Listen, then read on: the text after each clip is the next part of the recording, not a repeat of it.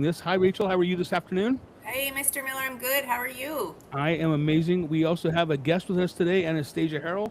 And in about a second, we'll even get into all of that fun stuff. But first, welcome to the Rachel and Mr. Miller podcast, where we discuss real estate, real life, and occasionally things we probably shouldn't. We're pros in the buying and selling of residential real estate, but nothing you hear here is legal, financial, or professional advice outside of our licensed wheelhouses. We're just two humans talking to other humans. Well, they keep saying I'm human, but anyway, proceed accordingly. And with that, I'm going to move this off of my screen and say, Anastasia, we have so many questions. You are, from what I'm going to call you, is you are the referral queen. So I'm bowing. We are bowing down to Anastasia. Uh, before we went on the air, we asked you a question, and I'm going to re-ask that. Anastasia, how many referrals have you been involved with in the last 12 or 13 months? Over 200. Just in January of 2026 alone, I had 57 outgoing listing referrals. Amazing. That's a wow. Yeah. That's definitely a wow. So, uh, Rachel, you have all kinds of questions lined up, and I am going to fix my hand so it stops hurting. So, Okay. continue. Also, maybe play around with your mic because it sounds a little fuzzy. I don't know what's going on. There's like All air right. noise. How's that? Anastasia, would you take a moment to introduce yourself to us? Let us know when you got your license, what your real estate career looked like in the very beginning, and how you rolled into this amazing success in your referral business. Yeah, absolutely. So, as you guys have mentioned, my name is Anastasia Harrell. I'm a Washington State managing broker, also a referral specialist, a novations expert, team leader. But first and foremost, I'm a mom to an 8-year-old daughter. Doing the single mom life, and so Wow. my goal is to obviously help people buy and sell homes. Primarily, that ends up looking like working with investors a lot. But what I really do is I build relationships that last far beyond the traditional transaction. So, over the years, I've been able to build a referral based business that really allows me to serve my clients across any market while also helping to mentor agents and collaborate with like minds like your guys's on more complex transactions like novations. And so it's been a really fabulous thing. At the heart of it, it's just that I really care about making sure that people are supported and protected and that they feel confident in the biggest financial decision that a buyer or a seller is going to make in their entire life, right?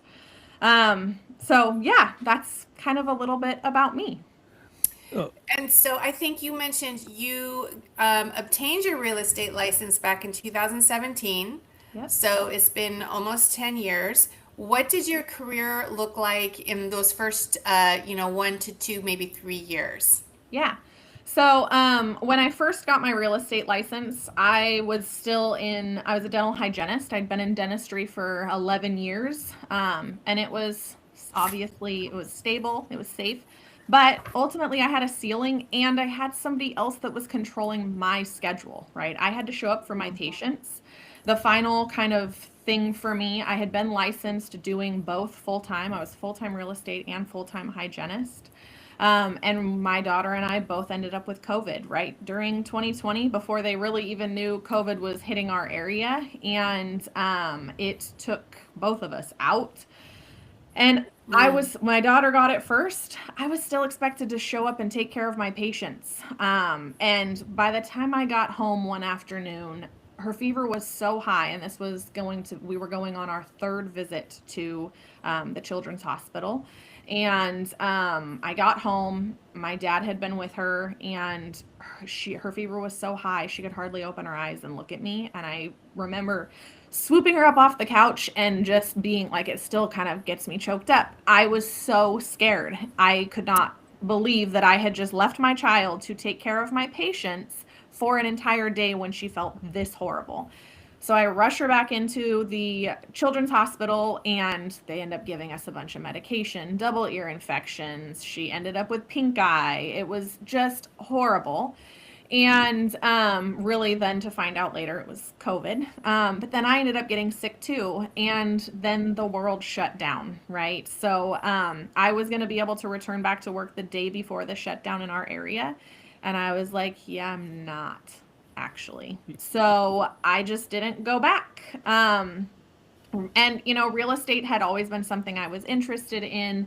I initially got my real estate license because I was fired from a hygiene job while on maternity leave and thought, okay, I need more, right? Mm-hmm. So it really was centered around the idea that I had to be the sole provider for my daughter, and I didn't have any other choice. And real estate gave me an option to be my own boss and to be able to take care of us.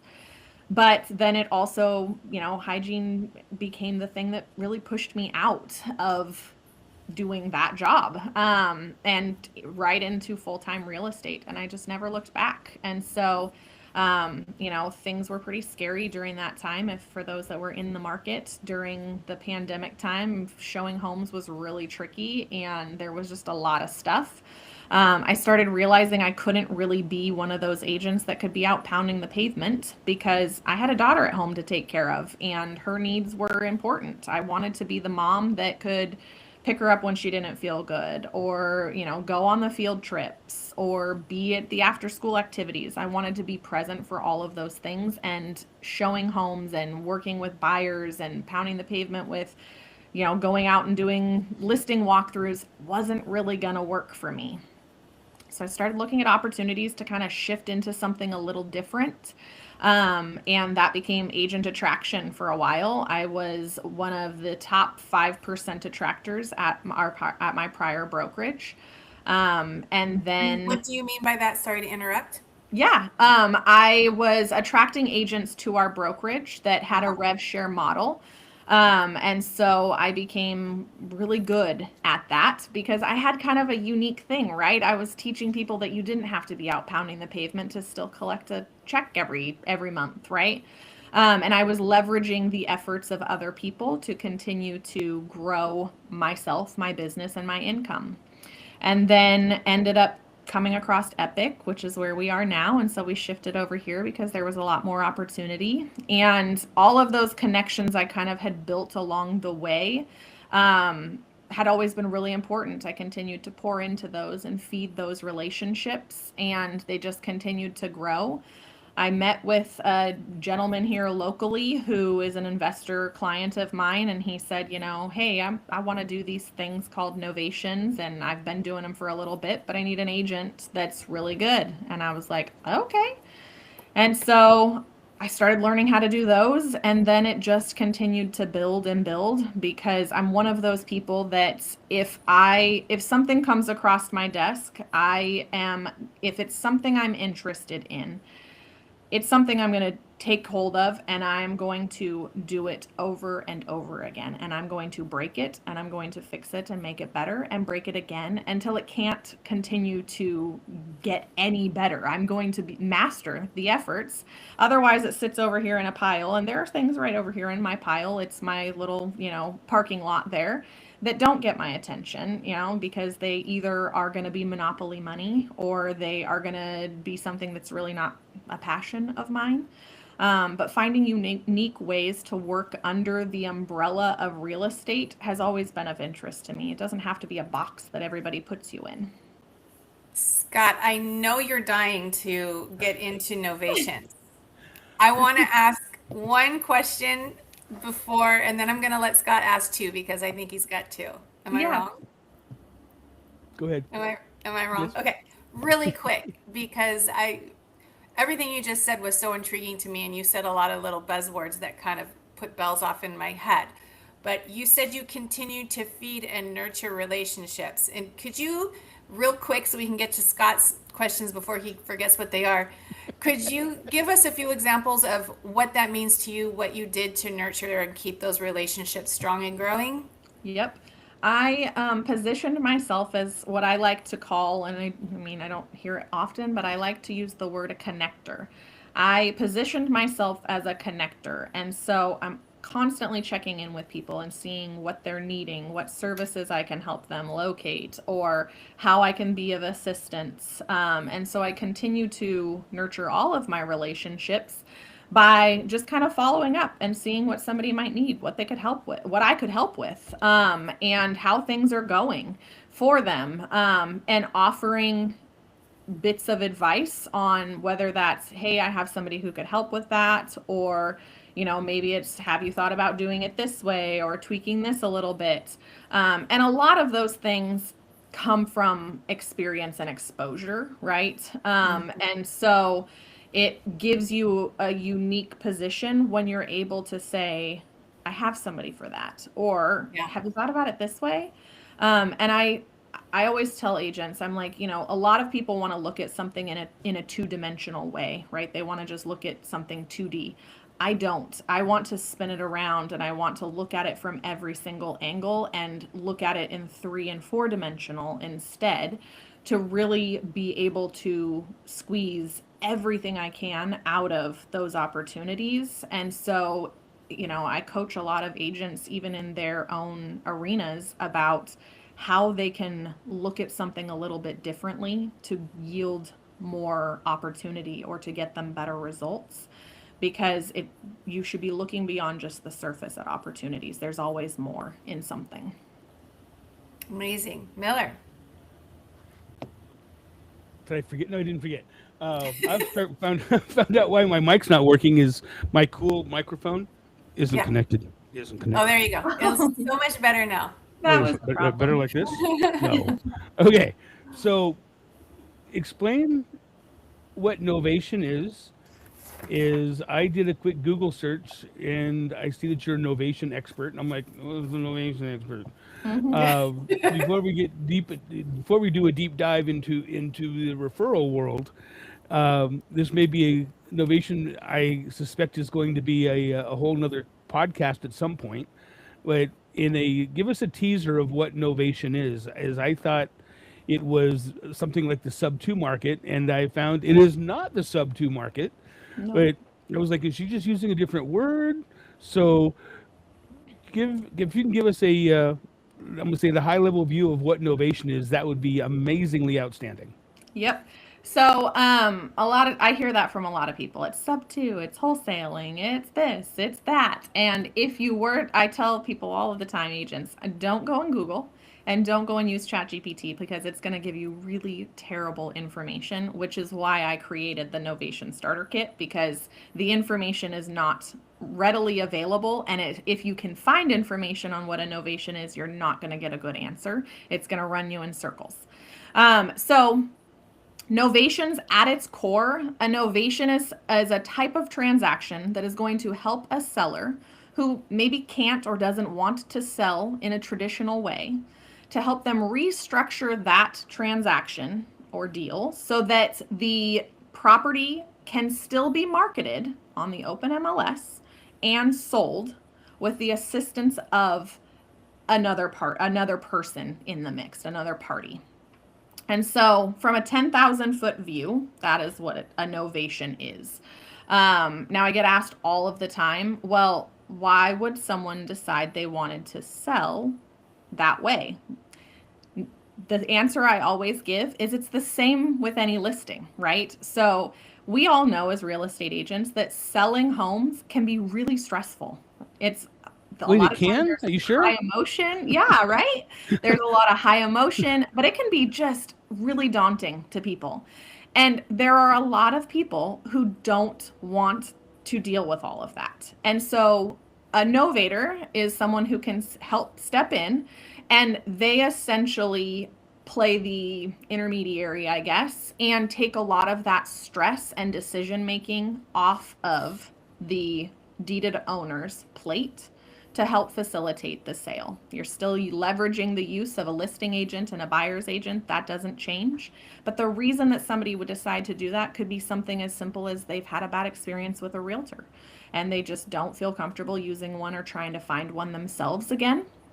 It may be something, I've seen them be done for probates. I've seen them be done for financial distress. So really the theme is that you can probably see here is the reason somebody would decide to go with doing the sale of their home as a novation is the same reasons that they would decide to list it just normally.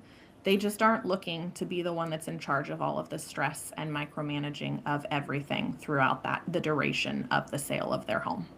So would the position be called a novationator? And and the way I'm hearing it is it's a liaison between the client and the other real estate party. In a sense, yes. The person that is the novator essentially is the Novator. client for that transaction purpose. And so when I'm hired for those transactions, my client is the novator. It is not the deeded owner. So you have taken on the position as a novator. Not myself. Oh. I'm the real estate agent. Okay. So or the referral agent if I'm finding somebody nationwide. So my position in these typically is either I will list them. So I'm either the listing agent or I'm the agent finder / referral partner, right?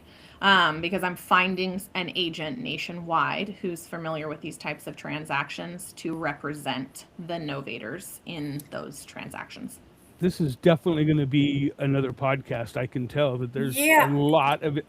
There's so much to unpack, and I'm so curious because I'm like, is a novator somebody like a licensed somebody who's a licensed agent can market themselves as a novator, or it's somebody outside of the industry, like a friend of or a trusted person of, almost like the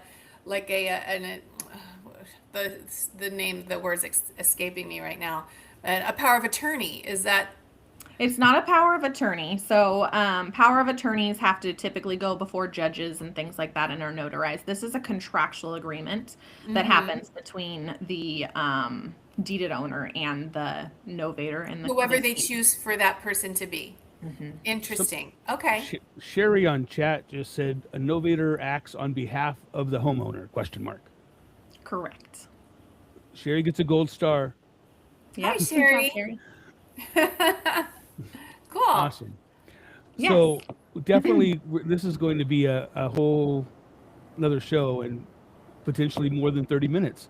We definitely want to kind of loop back, as I think Scott's going to do in right now, talking more about how you've created your referral-based business, Miller. That's absolutely correct. Rachel, your voice got really low. 200 referrals. Wow. So what is, I guess, how did you do that? How? Tell all your secrets.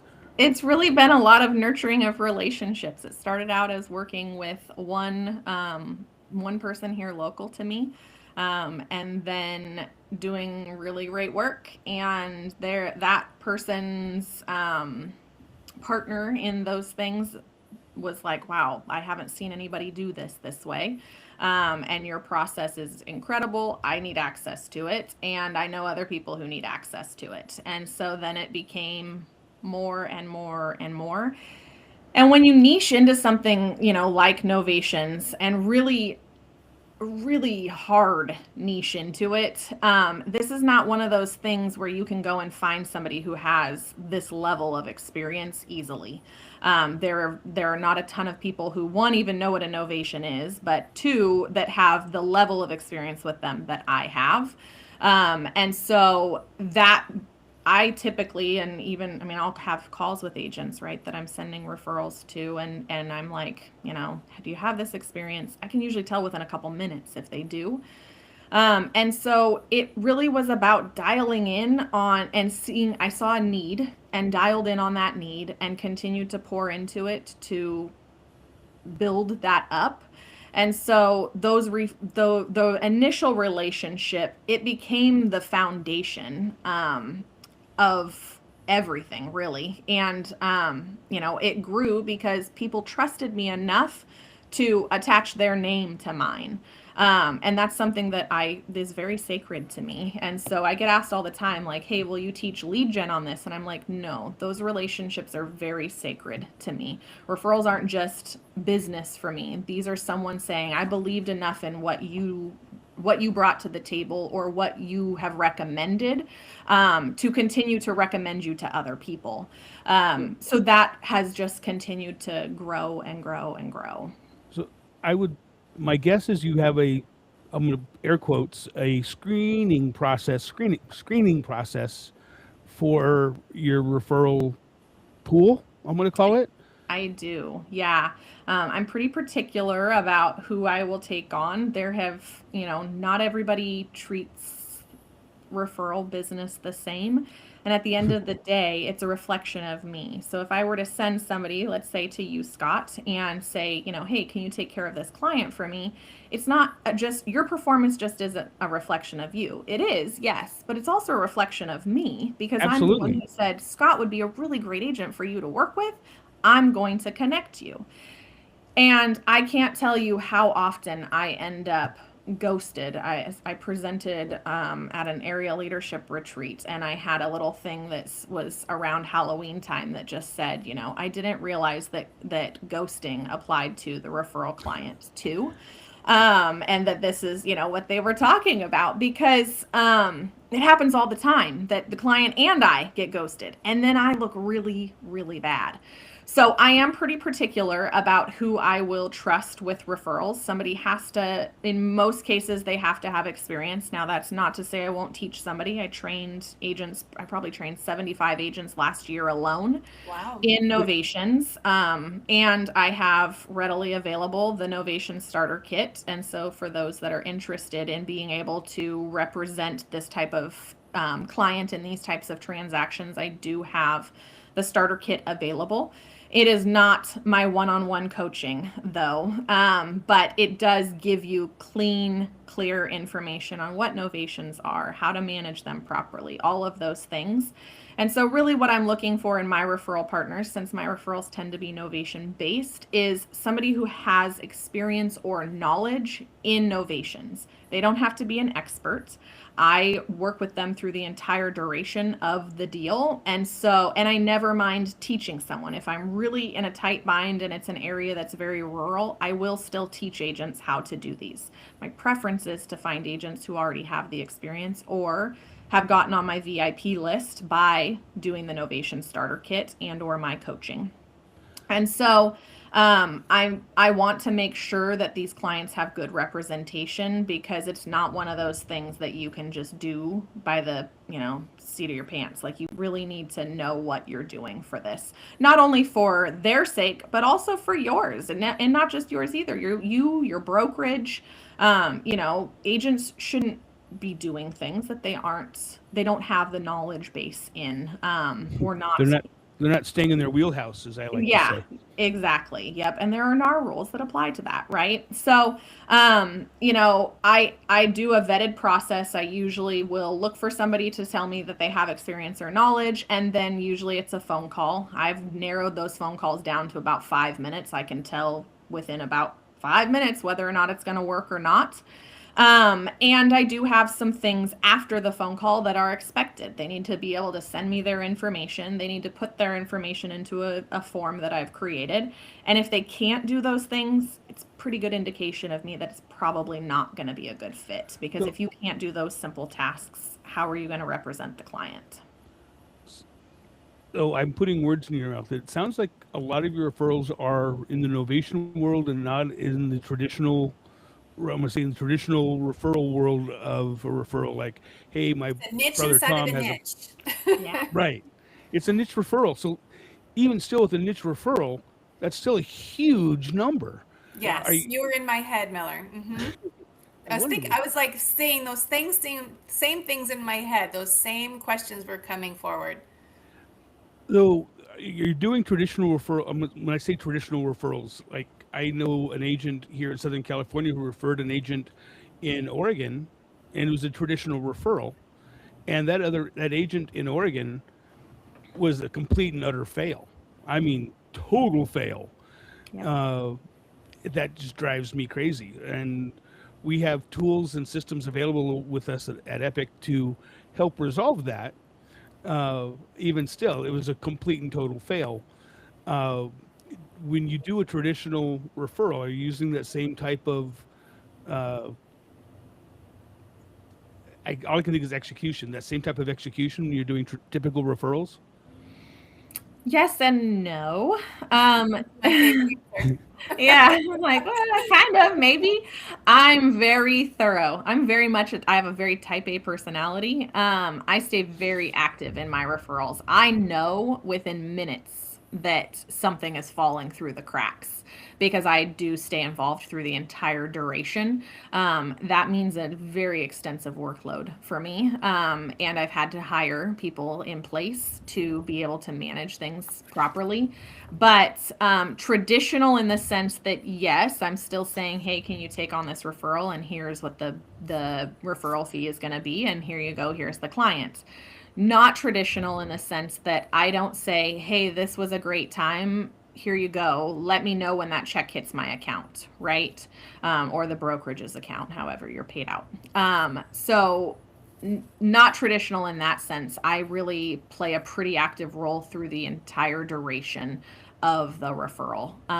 And I take a very active role at our brokerage in, making sure that SOPs are dialed in. We have a weekly meeting with every division. I have a weekly meeting with every division here to include our CDA team, our banking team, our transactions, everybody. Along with some of the leadership to make sure that SOPs are dialed in to reduce the amount of those types of things that happen. Now, does it still happen? Yes. But the better we can get at the management of those deals and the policies and procedures and how they're handed off and all of those things, the less likely those types of things are to happen. And when they do, that you can be quick to act and not lose the client. Because if you say, here they are, have a great time, I'll see you when that check hits, and it falls through, you don't know that has happened. And you can't guarantee that Susie Seller is going to come back to you and say, hey, that person you sent, they didn't work out. Susie Seller's probably already on Google or Facebook and has found 5 other people that can take that place. They're not circling back to you as the referral agent. So you and the agent who dropped the ball have lost that relationship. But if you stay hyper involved during the duration of those, that is minimized. Go ahead, Rachel. No, you go, Miller. You then me, then you then me, you then her. So we have a few minutes left. Yeah. If you could give your top 5, top 4. 3. I think we have time for 3. Okay, we'll go with 3. Your top 3 advice for real estate professionals to keep and generate referrals. What are your top 3? Let's go clarity, communication, and expectation. So here's a question that's going to make you laugh. What do you mean about clarity? I think being very clear in the intro text that I send that says, hey, here's my client and here's this realtor is very extensive. I'm going to make sure that every detail is in there to include how I want you to fill out the disclosures and when that will happen, what I want on the first appointment, what I want to see, all of those things. And so where some agents may not like that because they're like, oh, okay, this feels a little bit like Anastasia's holding my hand. If we are very clear in our communication, there's no room for confusion. Where confusion happens is when you're not clear and you're not direct about about what is going to happen through those, which is what leads me to the expectation part, right? Is that I'm very clear and concise on my expectations. And so between those two things, it leaves less margin of error. And one other question, we have to have you back on because this half hour went by way too fast. How would somebody, if they're interested in your Novation kit, how would they get it? Yeah, so they could connect with me on social media. I am on Instagram as virtually_Anastasia.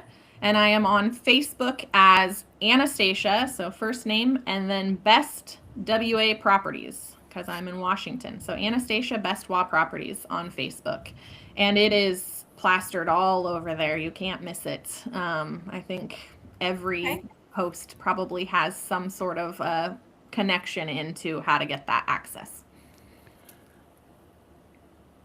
Well, honestly, this has been one of the most intriguing conversations we've had on, I feel, on this show so far. I was been dialed into every word that you've said since you began speaking. So I look forward to another show with you, some more episodes. We have a lot of information to dive into, and I look forward to connecting with you off of this platform. And I'm so happy to have met you, Scott. Thank you for bringing on Anastasia.